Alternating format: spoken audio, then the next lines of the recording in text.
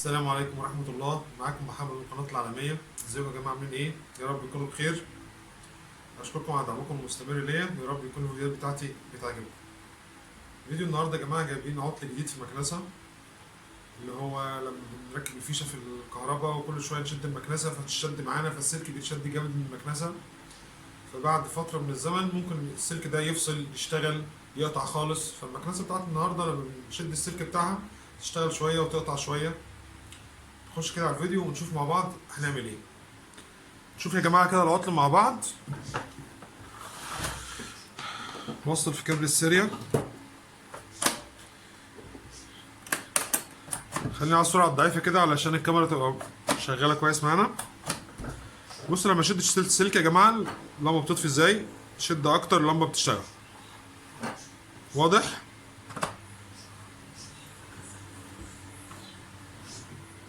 هي ده العيب بتاعنا اللي هنشتغل عليه النهاردة. واضح العيب؟ طب نجرب كده على الكهرباء ونشوف ايه اللي هيحصل معانا.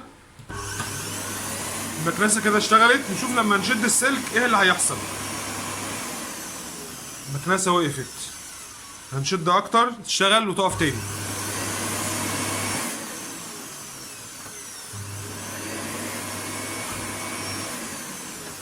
كده العيب واضح. طبعا المكنسة دي 2 3 4 5 6 7. فك المسامير دي كده سريعا.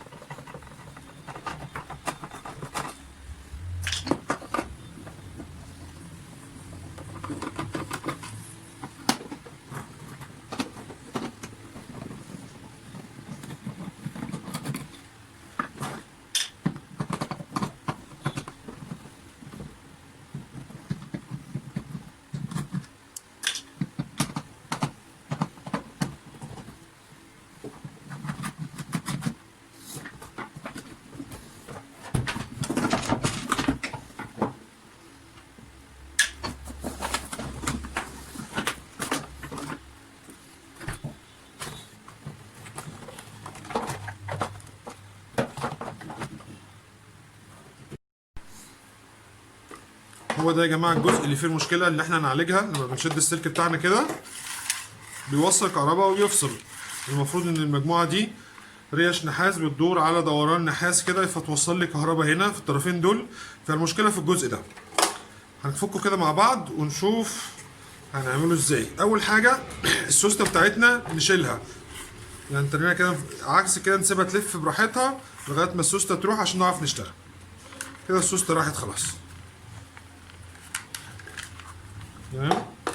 بنفك المسمار ده. كل الهدف يا جماعه ان احنا نوصل للجزء ده من جوه اللي هم عند السلكتين اللي طالعين دول، نشوف التفويت منين عشان نعالجه.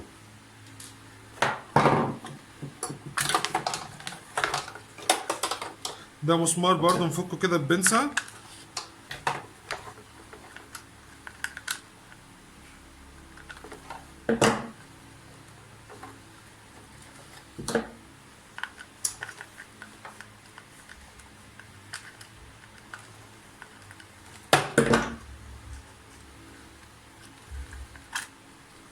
هي المشكله كلها يا جماعه هنا اهي. نبص كده مع بعض. الريشه دي بتحتاج انها تتقفل اكتر هنا وهنا عشان تجيب لي الكهرباء بتاعتي من هنا. المفروض لما بحط الفيشه في الكهرباء الطرفين دول بيبقى فيهم الموجب والسالب، تمام، بيدوا للريش دي، فبالتالي الكهرباء بتوصل للمكنسه والدوره بتكمل وبتشتغل. عندنا هنا الريش دي متنيه لتحت، محتاجه تطلع فوق شويه تتقفل عشان توصل لي هنا كويس. زائد في عطل تاني اهو. لو نبص الجزء النحاس الدائري ده اللي الريشه دي بتلف عليه سايب، تمام، وفي عالي وواطي، فمحتاج يثبت كويس، تمام، ونصنفره كده وننضفه عشان ينقل لنا كهرباء كويس. تمام. اول حاجه هنعملها لازم السلك ده نشيله خالص، نفكه.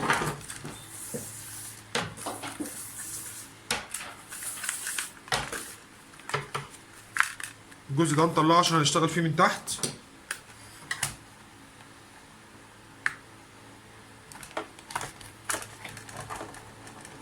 تمام. نسيسه كده قبل ما يطلع معانا.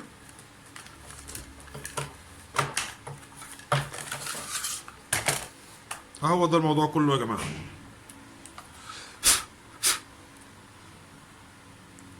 المفروض الريش الدائريه دي بيبقى ليها زي حديد كده، المفروض نتنيه علشان يثبتها كويس معانا.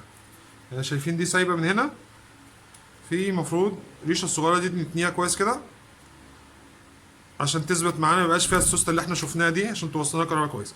فبالتالي ايه، نعيد على الريش دي كلها ونتنيها كويس عشان تبقى ثابته معانا.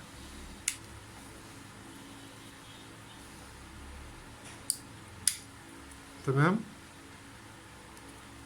لسه برضو في واحده هنا فيها مشكله، برضو نتنيها كده.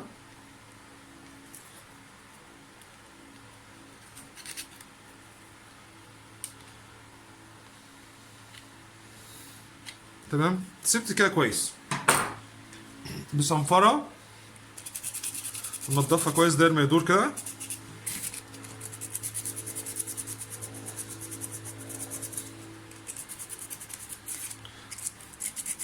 كل ما ننضفها احسن، كل ما هتنقل لنا كهرباء افضل، مبقاش فيه عازل في النص.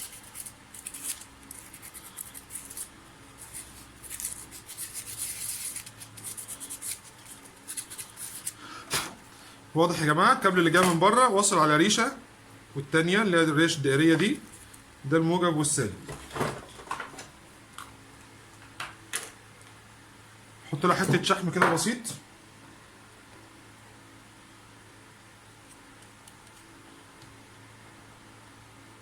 عشان الريش لما تلف على الجزء الاسطواني ده تلف بسهوله، ما يحصلش تفويت كهرباء، وما بنفس الوقت ما يتاكلوش النحاس. ريش النحاس ما تتاكلش.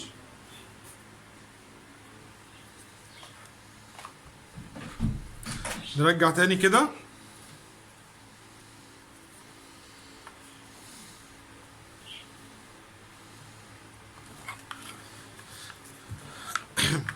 تمام. نسيسها برضو في التركيب.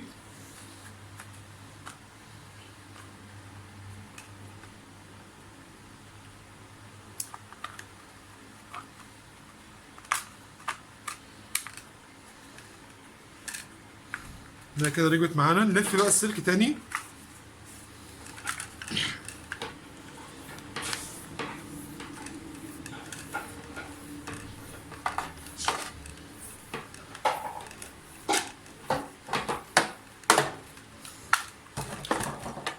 جزء النحاس اللي هو الريش ده برضو ننضفه بالصنفرة.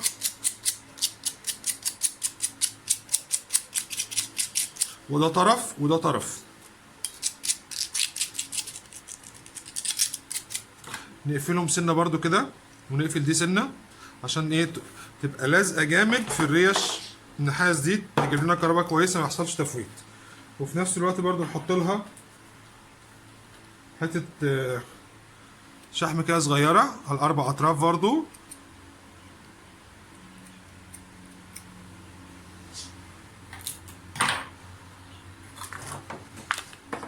نركبها مكانها.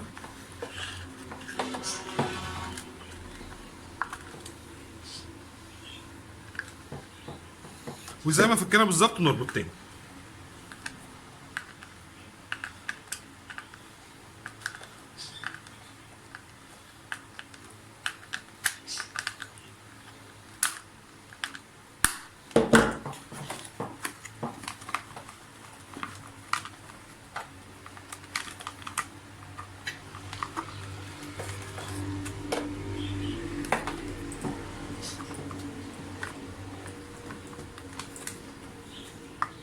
بالظبط كده.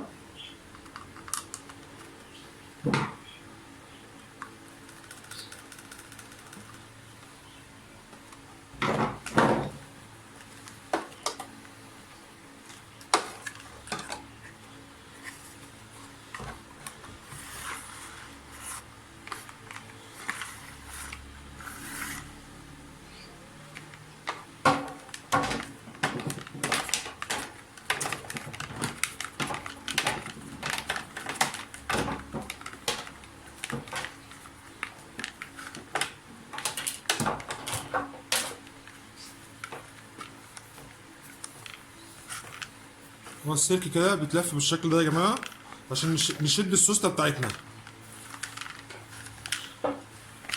احنا كده لسه ما شدناش السوسته، احنا بنلف بس عشان ايه السلك يتلم لوحده. نتك على دي كده تمام ونلف كده لغايه ما السوسته بتاعتنا تشتغل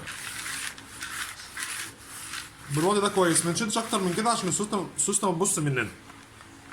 تمام. نركب المجموعه دي كده مكانها تاني.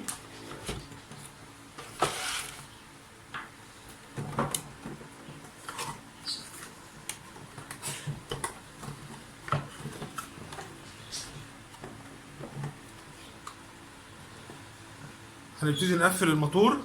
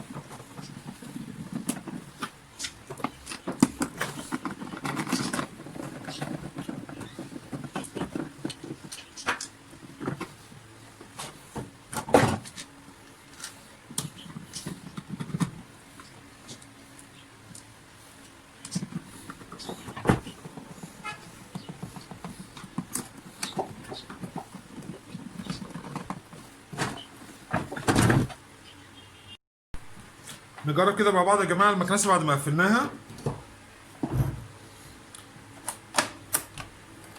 نبدا برضو بالكهرباء الضعيفه علشان ما تعكسناش في التصوير.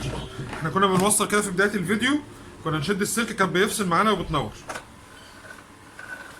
دلوقتي العيب مش موجوده واللمبه منوره باستمراريه. نجرب كده على 220.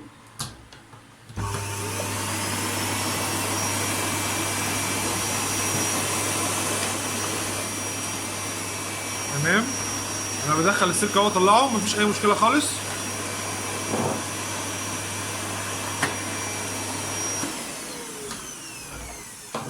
كده يا جماعه يبقى خلصنا فيديو النهارده. بشكركم على دعمكم المستمر. اي حد ليه استفسار يا جماعه في التعليقات ممكن يكتبها وانا ان شاء الله هجاوبه سريعا. شكرا ليكم والسلام عليكم ورحمه الله.